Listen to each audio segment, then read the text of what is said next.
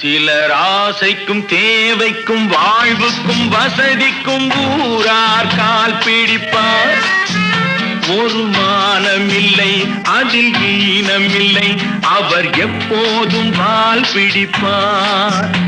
எதிர்காலம் வரும் என் கடமை வரும், இந்த கூட்டத்தின் ஆட்டத்தை ஒழிப்பேன்.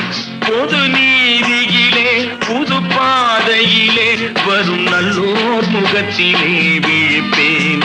வரும் நல்லோர் முகத்திலே விழிப்பேன். நான் ஆணையிட்டால் அது நடந்து விட்டால் இங்கு ஏழைகள் வேதனைப்பட மாட்டார். உயிர் உள்ளவரை ஒரு துன்பமில்லை, அவர் கண்ணீர் கடலிலே விழமாட்டார். அவர் கண்ணீர் கடலிலே